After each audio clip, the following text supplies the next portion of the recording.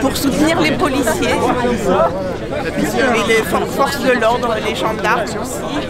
Je trouve qu'il manque de moyens. Enfin, dans les commissariats, apparemment, c'est délabré. Ils doivent acheter leur fourniture eux-mêmes. Et je trouve pas ça normal. L'État devrait pourvoir à leurs besoins. Moi, j'ai toujours dit à mes enfants, les forces de l'ordre sont là pour vous aider, pour vous venir en aide. Voilà. Et on peut être gilet jaune et être pour la police. Le gouvernement aujourd'hui refuse de comprendre que quand les policiers n'ont plus les moyens d'exercer leurs fonctions dans les meilleures conditions, ce sont nous les citoyens qui sommes en danger. Donc le gouvernement met volontairement notre sécurité à nous en danger, en diminuant le budget de la police. Guillaume Lebeau, vice-président de l'association Mobilisation des policiers en colère. Ok, c'est bon, tout le monde est bon là? Ok, pardon. Est-ce que vous pouvez nous expliquer quelles sont les raisons de votre mobilisation ce soir? Ce soir, on est de nouveau mobilisés parce que hier soir, il y a un protocole qui a été signé entre les syndicats de police et l'administration policière et le ministre de l'Intérieur. Un protocole dans lequel tous les policiers qui sont ici et énormément d'autres ne se reconnaissent pas. C'est-à-dire qu'aujourd'hui, on a pris en compte une infime partie du problème policier et encore des mesures qui ne sont pas décentes. On nous a fait un peu le même coup finalement que pour les gilets jaunes. On a fait une augmentation très partielle du pouvoir d'achat des policiers. On a ressorti un protocole d'accord qui traînait dans les tiroirs du ministère de l'Intérieur depuis 2 ans, qui n'a pas été mis en application. On l'a un petit peu étoffé, mais en fait c'est des demi-mesures. Et ces mesures-là en fait ne nous conviennent pas parce que nous à la base, on a aussi d'autres revendications plus profondes. Il faut savoir que dans la police, on a le taux de suicide le plus important de la population. On a le métier le plus exposé au risque et au suicide. Et si on suicide, et si les collègues se suicident et nous quittent trop régulièrement, malheureusement, c'est pas pour rien. C'est pas pour rien, on s'attaque pas aux raisons de fond, on s'attaque pas aux conditions de travail, on s'attaque pas au cycle horaire qui n'est plus adapté aujourd'hui aux policiers. On demande un cycle horaire plus adapté avec lequel on aurait des repos plus fréquents le week-end pour le passer en famille, avec nos amis. Ces cycles-là existent, on les a proposés à l'administration. C'est ni plus ni moins que le cycle qui est actuellement en vigueur dans les hôpitaux. Donc je pense pas que les hôpitaux soient des grands privilégiés, hein. Ils ont les mêmes difficultés que nous. Et on aimerait juste avoir leur cycle horaire déjà pour commencer. Ensuite, on a aussi besoin d'une revalorisation des heures de nuit. Parce que voilà, on râle pour notre pouvoir d'achat, c'est vrai. Mais on râle aussi parce qu'il y a des choses qui sont aberrantes. Il faut savoir qu'un policier aujourd'hui, quand il effectue une heure de nuit, il est payé 90 centimes de l'heure de nuit. Donc 90 centimes de l'heure de nuit, c'est inacceptable. Et les collègues qui sont ici, on a beaucoup de miteux qui ne se reconnaissent pas dans cette rémunération horaire de nuit, quoi. C'est pas possible. On a les mêmes revendications en termes de pouvoir d'achat. On a aussi le problème dans lequel on ne se reconnaît pas dans les personnes qui nous représentent aujourd'hui. Nous, c'est en grande partie les dérives du syndicalisme policier qu'on ne cautionne plus. On ne veut plus voir ce genre de personnes nous représenter de la manière dont ils l'ont fait jusqu'à aujourd'hui. On espère qu'il y a un grand changement là-dessus. On demande aussi plus de transparence parce qu'il faut savoir que chez nous, tout ce qui est avancement et mutation sont tronqués, les dés sont faussés, les jeux ne sont pas du tout comme ils devraient l'être. Et les collègues aujourd'hui n'ont aucune visibilité sur leur carrière, aucune visibilité sur leur avancement, leur mutation. Et ça, c'est des choses aussi qu'on dénonce depuis longtemps et qu'on aimerait plus de transparence en fait, aussi dans ce domaine. Après ce soir, si rien n'est fait, clairement, oui, les collègues sont motivés pour se mobiliser encore, montrer que voilà, c'est un ras-le-bol général et que ça va au-delà du simple protocole signé hier soir place Beauvau. Les gilets jaunes de cette semaine nous ont permis de tester le matériel en même temps. On s'est rendu compte que le matériel en fait n'était pas adapté, on l'avait plus. On s'est rendu compte aussi que les effectifs de police finalement on n'avait pas tant que ça parce que quand il faut rappeler 100% des effectifs, c'est qu'il n'y en a pas assez.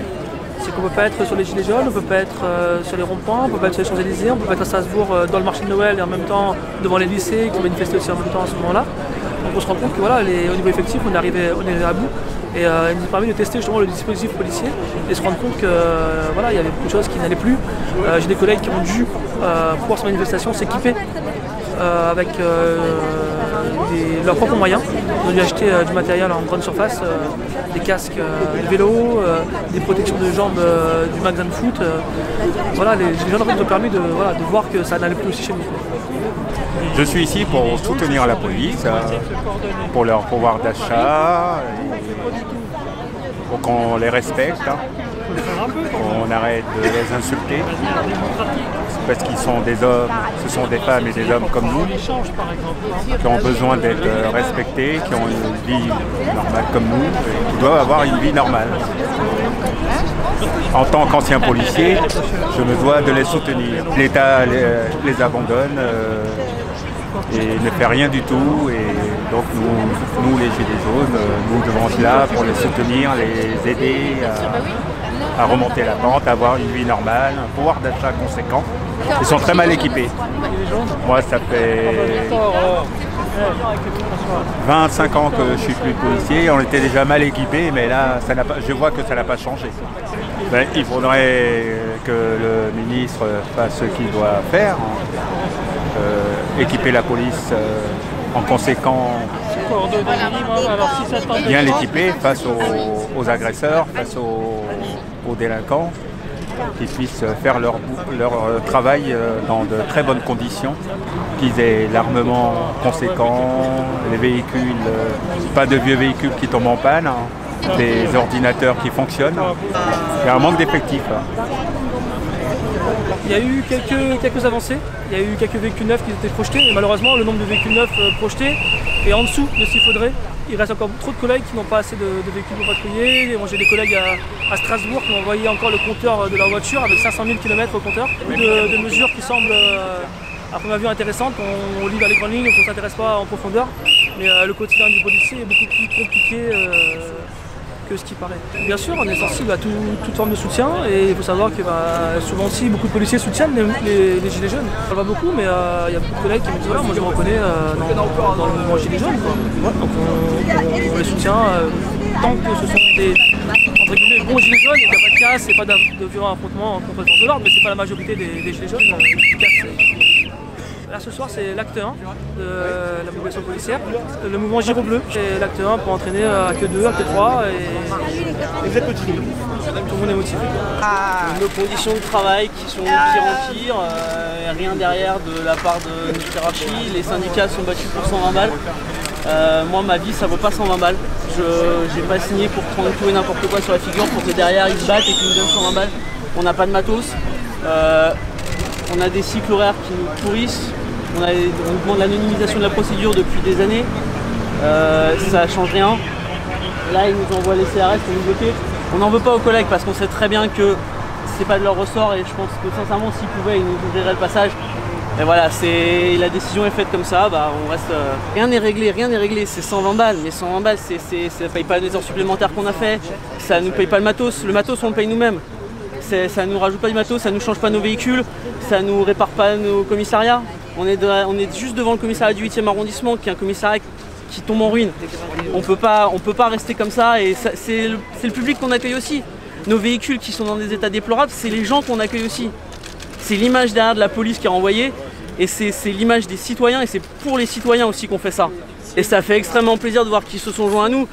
Il faut savoir qu'avec l'association MPC, on a soutenu le mouvement des Gilets jaunes depuis le début et on soutient leurs revendications.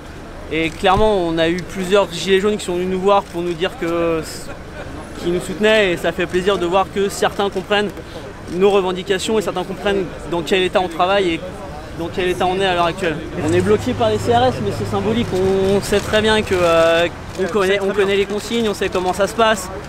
C'est un jeu, on va pas leur rentrer dedans, on n'est pas là pour ça. On sait très bien que ça fait 1 mois et demi qu'ils subissent, ils subissent comme nous, ils prennent comme nous, même pire que nous. Ils font des horaires interminables depuis maintenant 1 mois et demi. On est là, c'est symbolique de s'arrêter devant, mais voilà, mais ça fait. Malheureusement on s'arrête devant, mais ils savent très bien qu'on est derrière eux aussi et on est avec eux et voilà, et je pense qu'ils sont avec nous aussi. Au sein de la police, on est à 37, si je dis pas de bêtises. Au sein de toutes les forces, on est à 89. En fait, on a juste l'impression de rajouter des chiffres tout au long de l'année, d'avoir encore. Et bah oui, mais ça passe par. À chaque fois, ils vont nous sortir, c'est la vie privée. Quand un collègue se tire une balle dans les vestiaires, c'est pas la vie privée. Quand il balance sur les ondes tous les problèmes qu'il a, c'est pas la vie privée.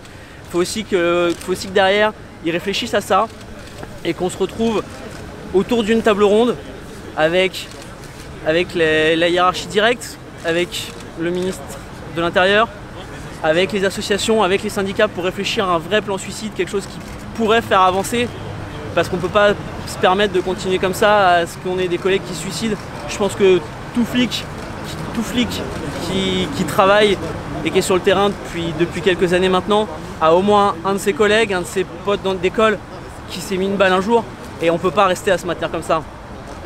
On a notre présidente qui s'est maintenant depuis quasiment un mois, qui a fait cette terrible décision, et c'est aussi pour elle qu'on est là derrière.